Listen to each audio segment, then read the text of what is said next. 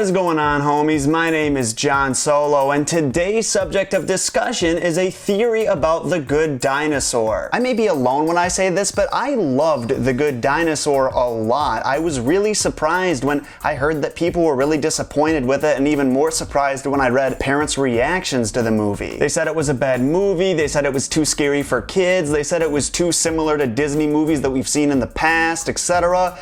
Honestly, I just think that's a lot of balagna. The Good Dinosaur was a good movie. It was adorable, it was emotional, and I loved it. That's why I took to writing this theory about it. For those of you who aren't aware of the movie's plot, it's about a little Apatosaurus named Arlo who's afraid of everything and anything around him. He's the weakest of his siblings, and he's regularly teased because of it, and he finds that he needs to overcome his ridiculous fears if he ever wants to make his mark. I won't go much further into the plot than that for the sake of avoiding spoilers, but that's pretty much what you need to know. It's a classic underdog story.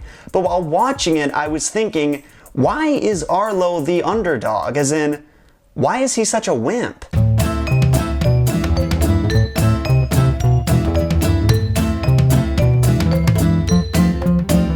I'm going to share a motivational factoid with you guys, one that my wonderful mother shares with me from time to time when I'm complaining about life getting particularly difficult and she knows that I need that extra push. Do you guys know what happens when a butterfly is trying to break out of its cocoon, and instead of letting it earn its freedom, you open the cocoon yourself? The butterfly isn't able to fly. It didn't have to escape the cocoon itself, and as a result, the wings never grew strong. Life is sort of the same way. If you never face any challenges, you'll never toughen up. My theory revolves around this idea. Do you guys remember the scene where Arlo hatches from his egg? First his sister Lily hatches, then his brother Buck, and then his parents are staring excitedly at his egg. Then Buck hits the egg a few times with a stick. The parents freak out for a split second as Buck runs away, but then they notice that Arlo's egg is cracking and starting to shake. Arlo hatches shortly afterward, and we see that he's not quite what his parents expected him to be. He's quite a bit smaller, he's a lot more timid, and although he's adorable, he doesn't necessarily seem at the same level as his two siblings. This is why I think it wasn't time for Arlo to hatch. I believe that he was a preemie, released prematurely,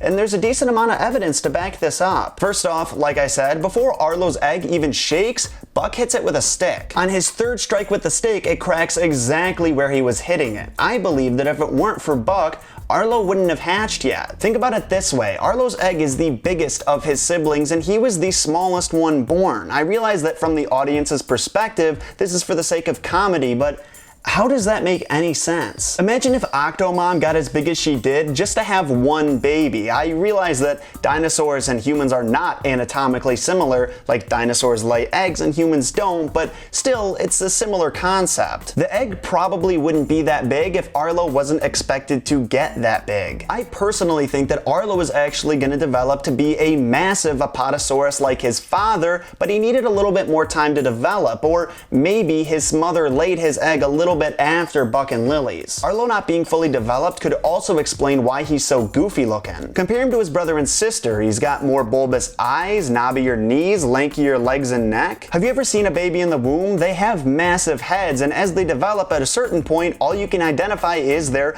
big eyes, alien head, and little limbs. Does that sound familiar to you guys? You could make the argument that the egg moved just like his brother and sister, so that means it was ready to hatch, but if you watch the scene again, the egg doesn't even move until Buck hits it with a stick. The parents, like I said, were just staring at it excitedly, waiting for it to hatch, but that doesn't necessarily mean it would have. Now let's take a small step back and look at that butterfly factoid again. If you open a cocoon for a butterfly, it'll never grow strong enough to fly. I said before that if it wasn't for Buck, Arlo's egg probably wouldn't have hatched as soon, but there's even more to it than that. This is where the factoid comes in. I think because Buck broke Arlo's egg for him, he didn't develop enough strength to survive on his own. He didn't have to do almost any of the work to hatch. That essentially would have been his first physical test coming to this world, and he didn't even have to take it, or at least not the whole thing. Because Buck cracked the egg and started it for him, Arlo just had to finish the job. This isn't where my theory ends though. Not only do I think Buck is the reason that Arlo hatched prematurely,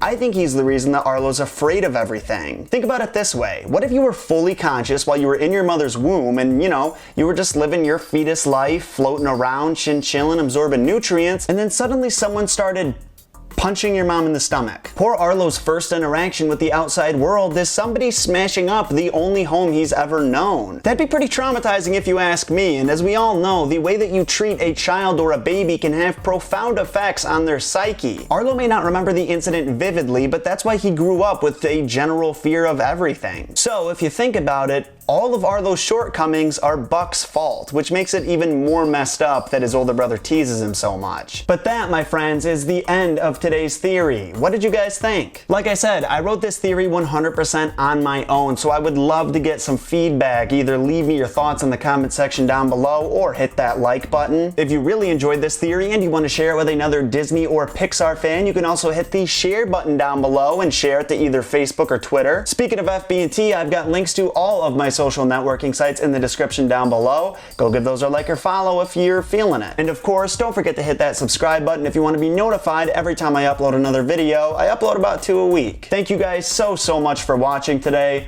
My name is John Solo, and I'll see you next time.